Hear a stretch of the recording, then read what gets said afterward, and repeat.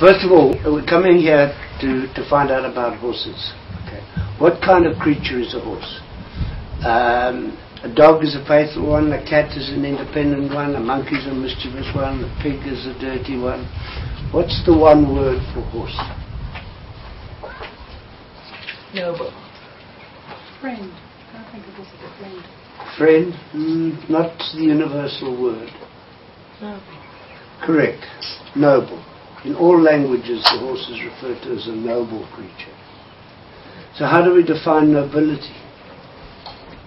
What makes us noble?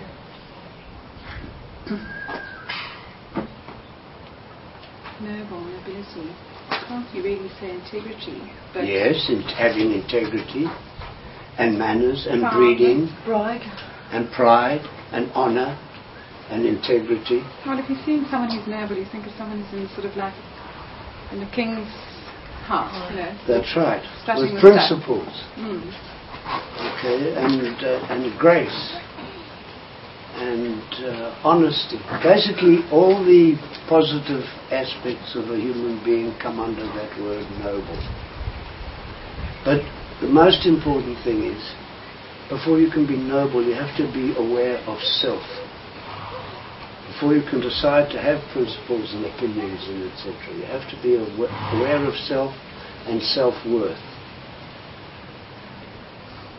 And that's what makes horses different from creatures, dogs, cats. They are creatures.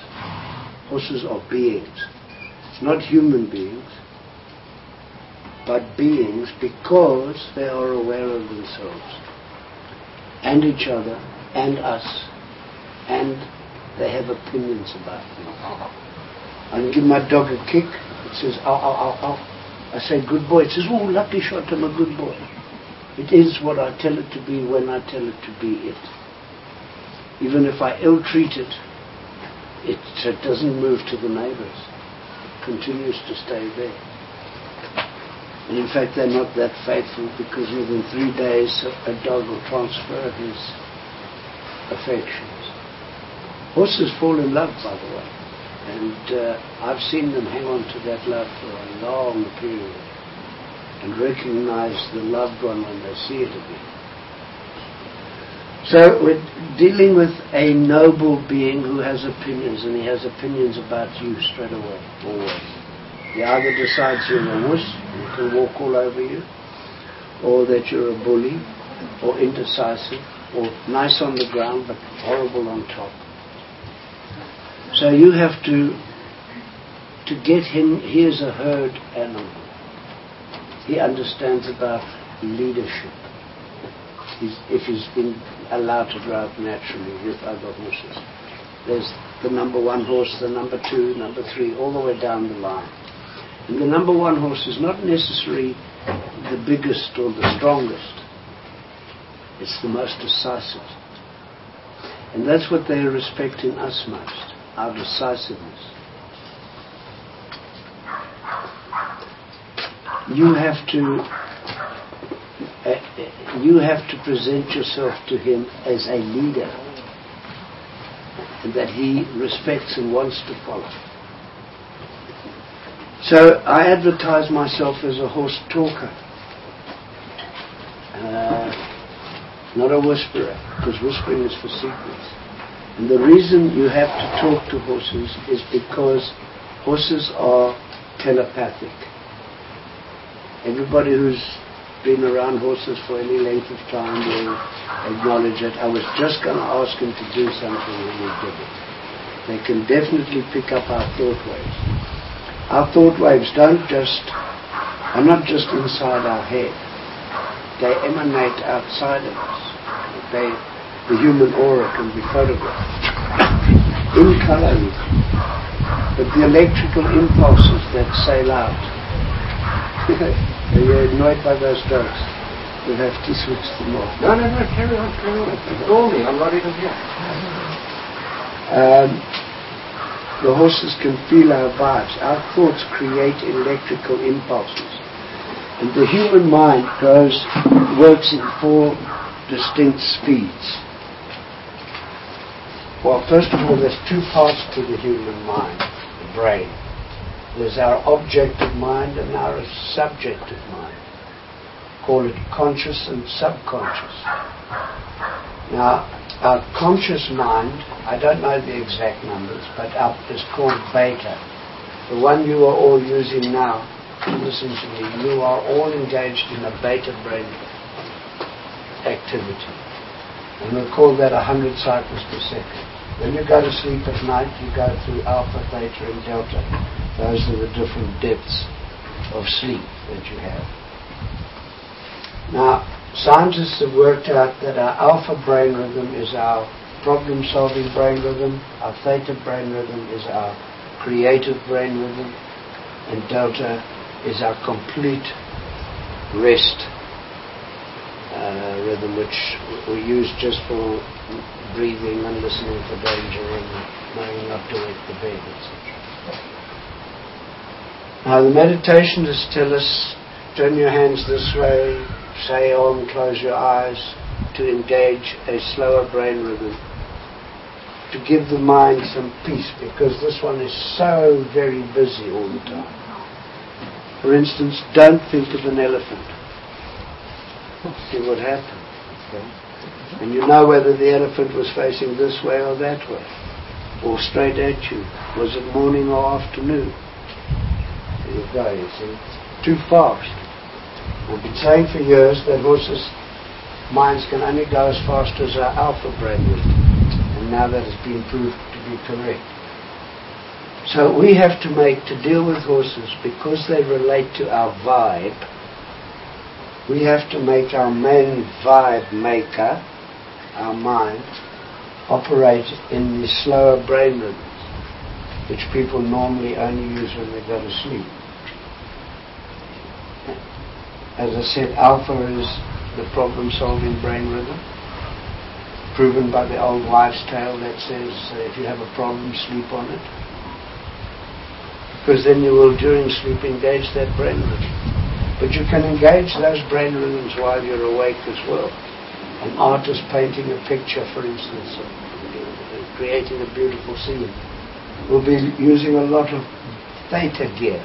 Think of them as gears of the mind. So, but in dealing with the horse, you've got to get your mind to operate in alpha. Alpha is the problem-solving brain rhythm, and the easiest way to do that is to verbalize.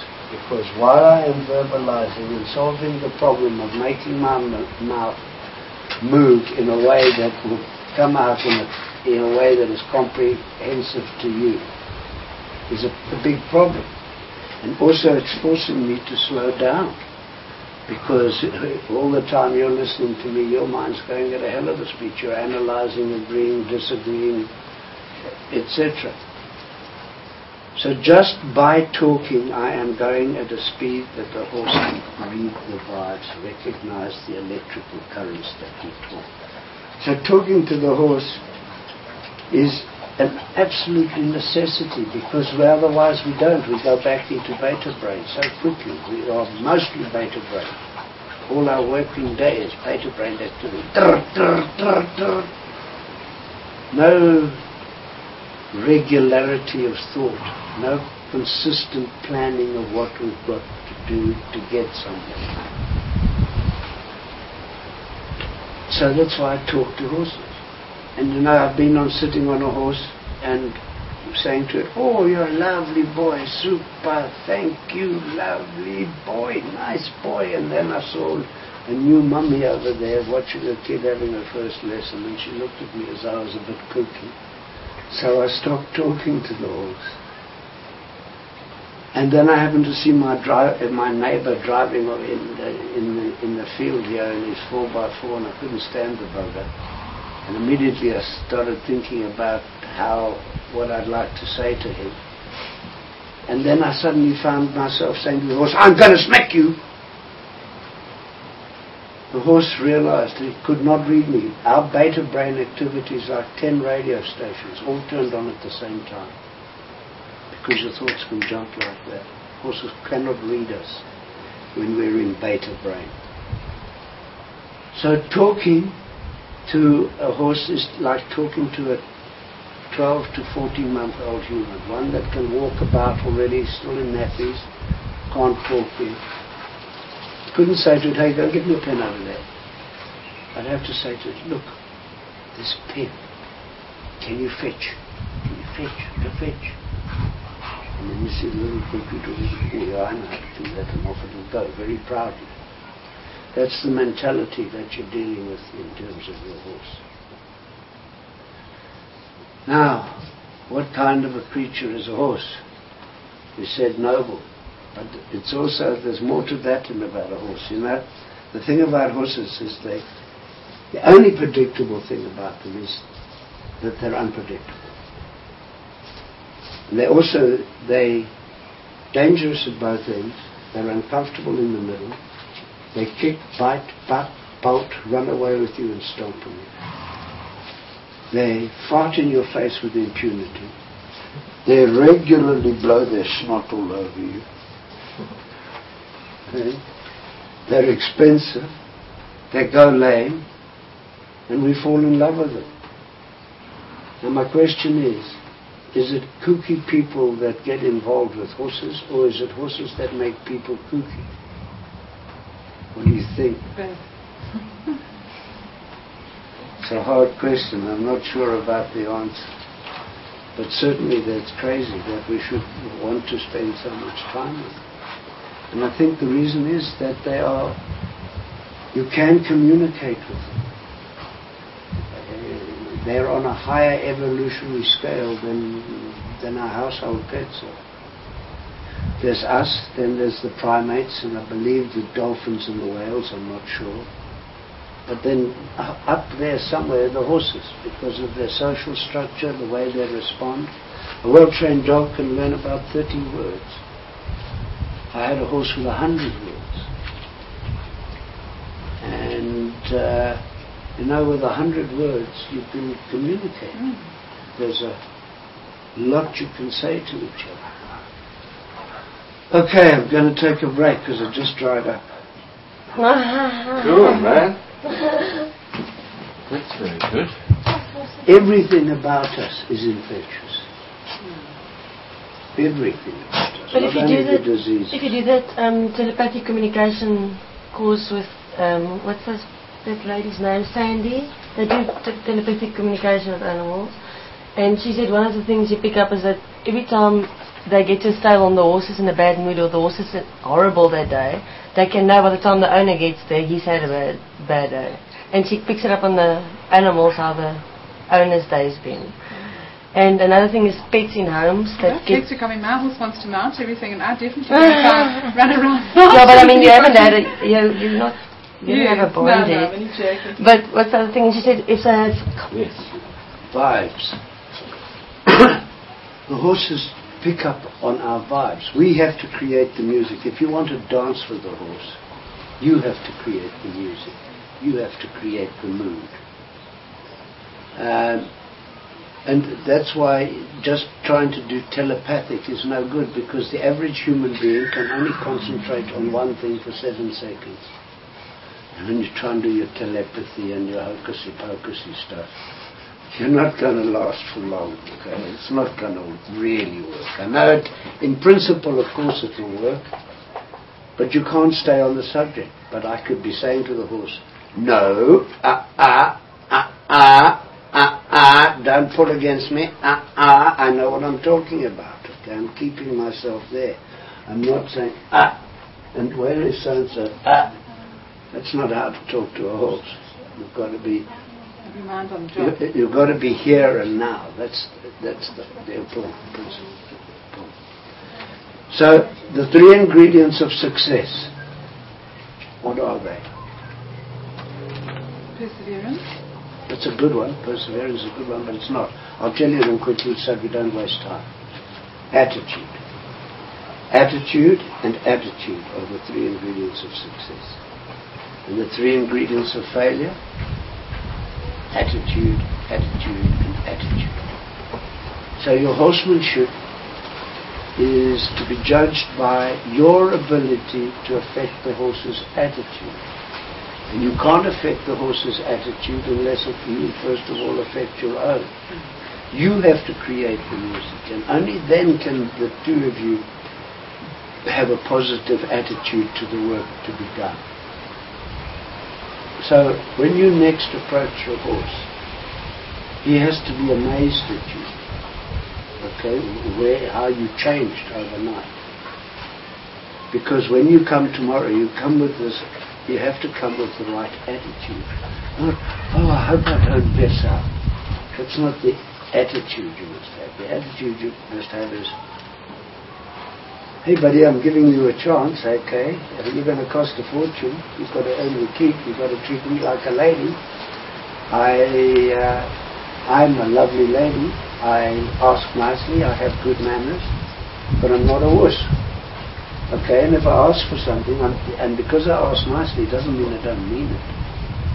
If I ask you something, I'm going to have it. No matter how long it takes me, I'm going to have what I want. Not with any great brutality, but with a great deal of, I won't give up.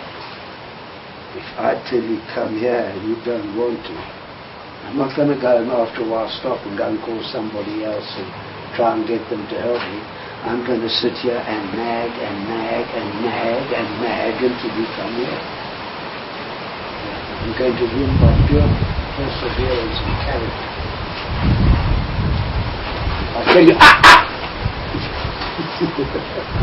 You see, I acted illegally. There's no way that right now I'm cross. This is terrible. You see what I did to you? I gave you a fright. And that's how I deal with horses. I don't have to hit them. If I give them a fright, that's more than hitting them. They are fright and flight animals. Fright is the worst thing that can happen to a horse besides a human being. So, my favorite thing is if some guy walked up to you, stuck his hand on your boob, how long would you tolerate that? No, not at all. It wouldn't be there long. No. Well, that's how long you tolerate bad manners in a horse. The very second that there's bad manners,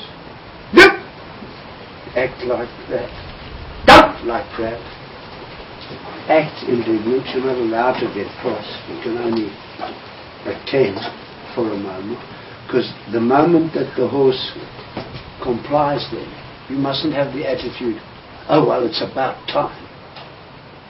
You've got to have the attitude, good boy, straight away. And it must be genuine. He must feel the warmth of the appreciation. So you have to be in control of your emotions to ride a horse, to get the best out of a horse. You have to create everything. The rhythm, the beat, the speed, the whole story. You have to create the motivation to go. You'll see that if I sit on my horse and I think about the top of the tree and I kick him in the ribs, he stands there and why is this bugger kicking me? However, if I think, hey, let's go there, and I touch him, he'll be off like a light. Because the difference between merely touching you and actually doing it is huge difference, isn't it? So in dealing with the horse, to really make a huge impact, I have to come from nothing to something. And a horse can feel a fly land on it. So when I give an aid, it's almost as though I'm trying to keep it a secret from him in a way. Try not to disturb the hairs. And if he doesn't listen, I say, I'm talking to you. Okay, that's how long it takes. How long I'll take him to be rude. And you say, how long is that? Well, straight away. I said to him, you be disobedient now. So you want me to Put your hand down. Put your hand down. Now I want you to be disobedient. Oh, okay. It's usually easy for you. You've got to be disobedient. Put your hand down. Hand down. I said down. So That's how long it flat takes. and then you... That's how long it takes. Okay? I give the aid clearly, precisely, and then I did it again, got you again. You'll have no problem with me.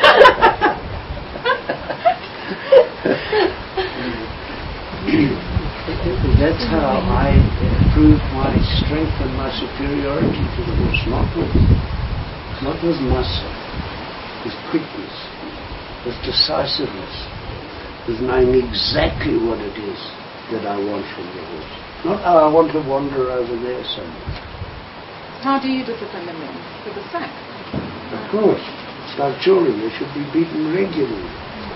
See how they're all going like this, the kids. Hey, Duncan? Kids should be beaten regularly when they're disobedient. You see?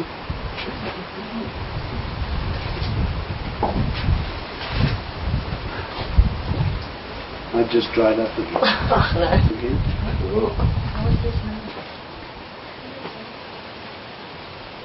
Okay, the traditional schooling classical method is Quickly, based... Patrick, sorry, just one thing is, get your voice up a bit because this wind is loud, huh? Okay. Don't let it go down. Right, let's start again now, sorry. The traditional, the classical system of training is by a man called Xenophon, who wrote about how to train horses 400 years before Christ. Oh. Yeah, and they're still sticking to what he's done, but unfortunately, what he said, but unfortunately they missed a whole lot of important stuff of his, which was about that it should be done with subtlety and cooperation. All they've hung on to is all the physical manipulation. So they put steel in the horse's mouth to control it, and they put steel on the horse, on their feet, on their heels, to make it go. And the whole of the classical system is based on physical manipulation of the horse. Now it's a weird thing. People talk to their cats, their dogs, their budgies. Some people even talk to their plants, but nobody talks to horses. Why? And as a teacher, I find it difficult, especially if they've been riding for years, to get them to talk to their horse. People are embarrassed to talk to horses. It's the weirdest thing. And so they just rely on physical manipulation only. So for instance,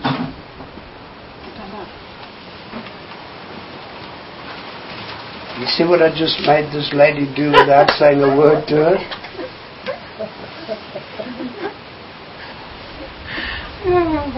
There's another way to get her body where I want it. I can say, come on the bit, lady. And I say, I'm on the outside but not the inside. Does that irritate you? The hell out of you, absolutely. Why does it irritate you? Because I'm being forced to do it, I say. It's not so forced. You're not exactly resisting.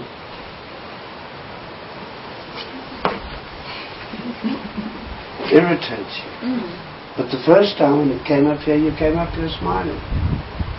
Why? I think it's how you wanted, how you asked me, which you didn't really ask. I'll tell you the difference. You lured me. No, but first I'm going to ask this question before we answer that. Is what makes a horse go? When you're sitting on it and you want it to go, what makes it go? I think for me, my limited sort of knowledge at this stage is looking in the direction that you want it to go and encouraging it with the movement of your body, your feet. Some say use your legs, use the spears. They call them spurs because they don't want to say I speared my horse on you. They call them spurs. And they call that pain-inflicting device in its mouth a bit because they're trying to get across that it only gives a bit of pain. And it doesn't. It gives a lot of pain.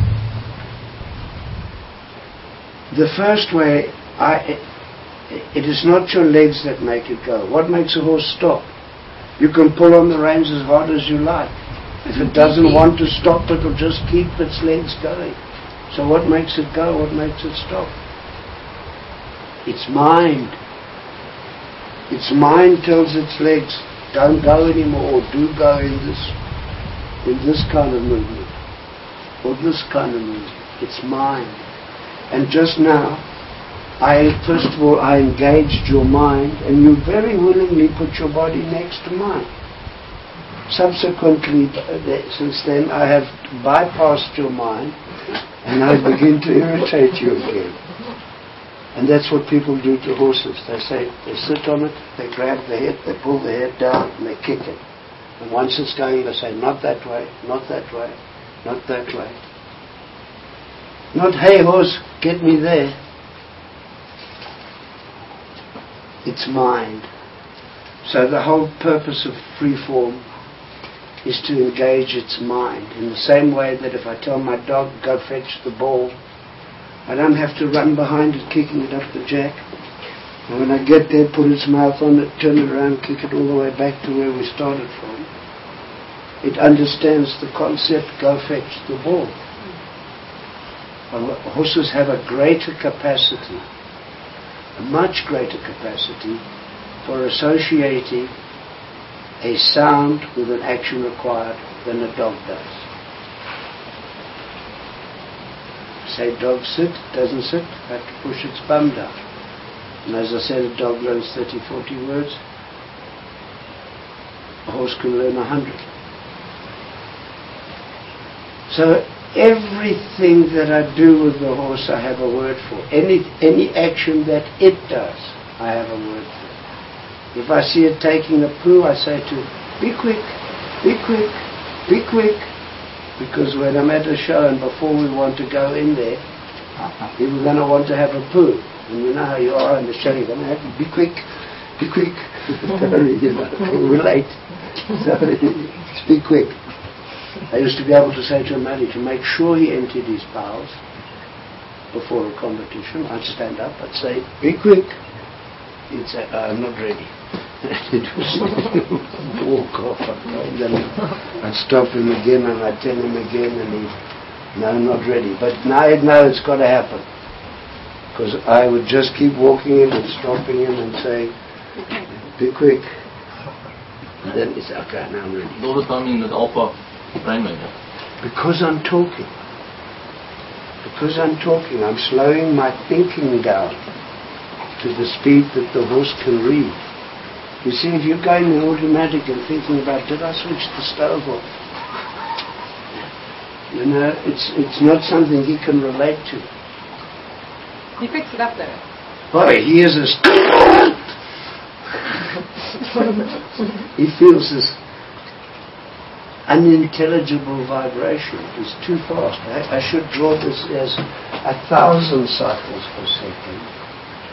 And this one maybe 100 and that one 50. I don't know the exact numbers. But I mean the beta brain rhythm is so fast.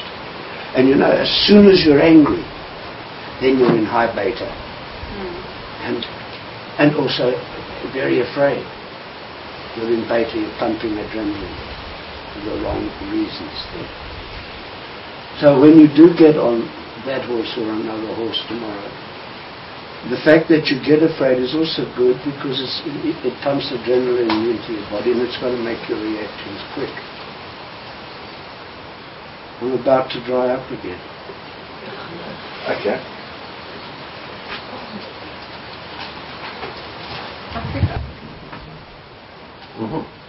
Okay.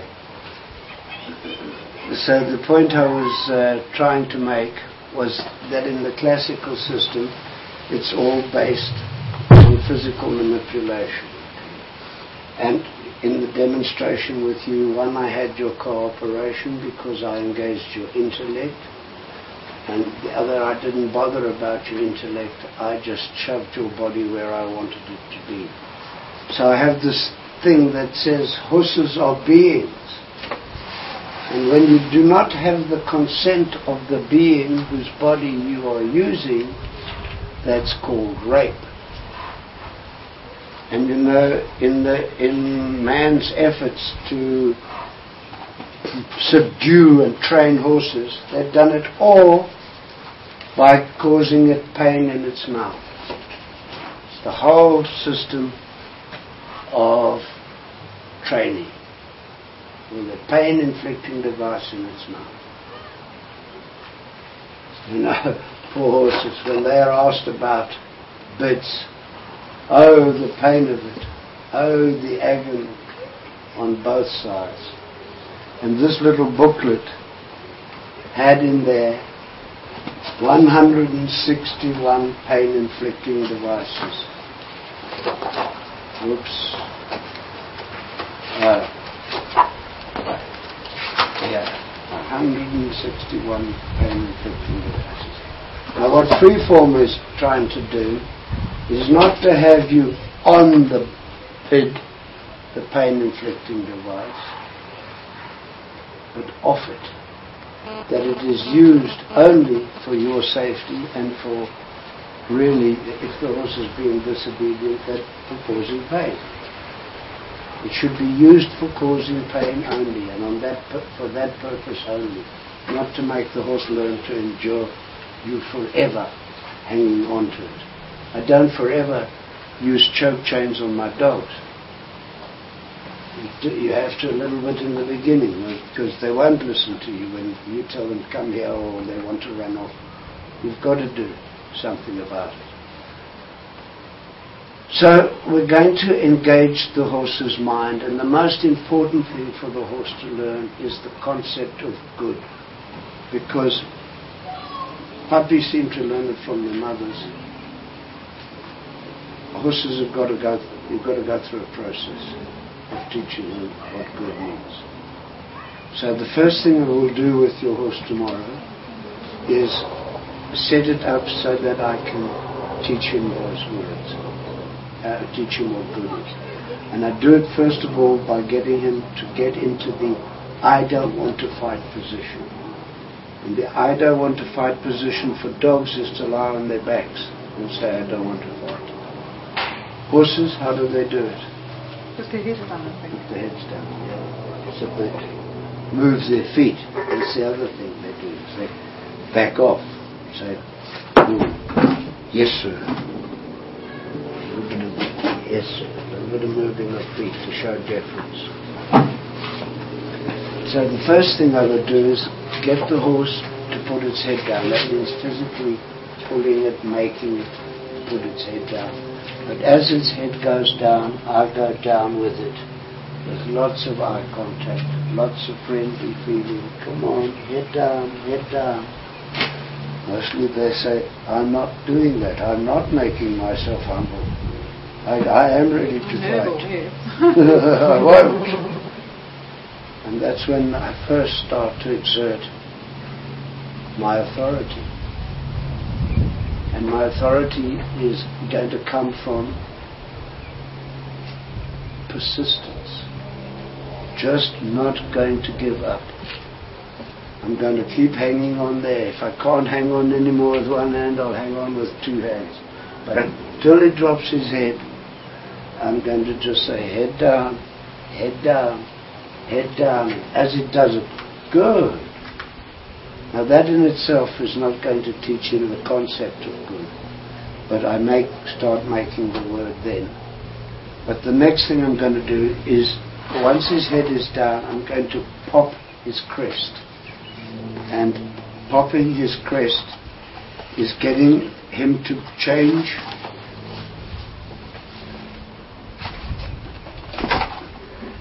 when a horse's head is bent to the left. The part that the mane grows on is like an elastic band. Mm-hmm. It in a liquid sheath, and it will always be on the side that the horse is bent to, because it's going to try and get the shortest thing. So when I change the bend from left to right, the crest will go from one side of the neck to the other side of the neck.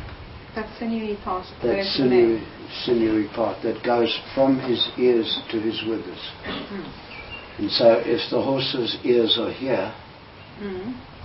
and that sinewy bit goes from there to his withers, if I just bend his neck a little bit like that, and then a little bit to the right, that elastic band will stretch, take the shortest cut. And when I change it to the other way, it's going to pop across here. And what's the point of that? Well, it goes across in a jump. It goes boop, boop. It's a very distinct movement. I've come to realize that it releases endorphins. It gives them a good feeling. They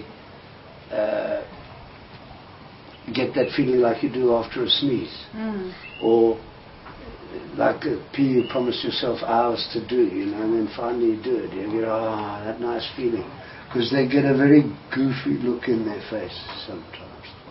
You do it too much, and they become very relaxed and sleepy. So it pumps endorphins. But the importance of it is that it is a precise moment in time that they recognize. I'm saying to them, pop, pop, pop. It doesn't know what it means, but then I manipulate them, and then it happens. And he knows it's happened. He gets that rush of endorphins. I'm saying, good. Then I give him that instruction again. Pop, pop. I'm telling him to do something. Something happens. He gets a good feeling. I make that noise good.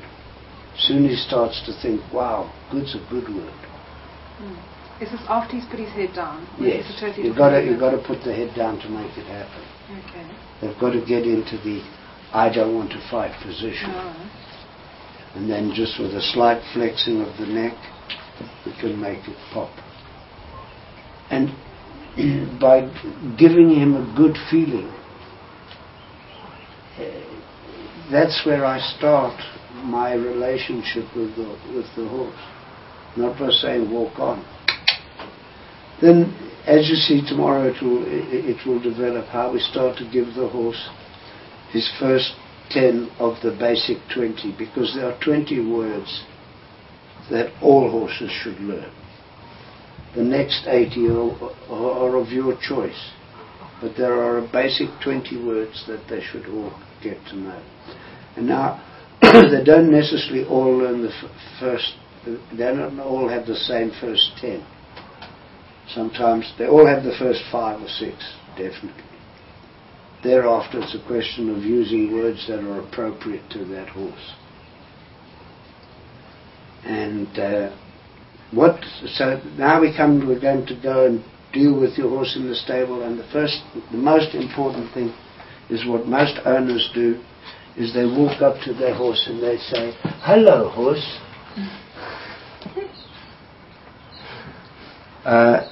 Well, I don't. I speak to him like a baby in a high-pitched voice, which I've subsequently realized is not a nice thing. And I kiss him and I fondle him on his head. And well, as long as you don't walk up to him and do what I just did to you. That is so demeaning. Dogs like it. Horses, how do horses approach each other? When they approach each other, they approach head first. And they come very sort of gingerly, and then when they do touch, they give a bit of a sniff, they touch at an unintimate spot first of all. So if I were a porter at the airport or somebody, I could say to you, excuse me, madam, this way, and you wouldn't mind. But if I said, excuse me, madam, this way... or by your nose. So you're dealing with a being, okay? You have to be careful how you deal with this being, because it has opinions about you, and it knows about manners. It has been brought up within its own herd with manners, and it's also learned how to deal with certain human beings and realizes, well, this is how it has to happen. But they also know what is rude.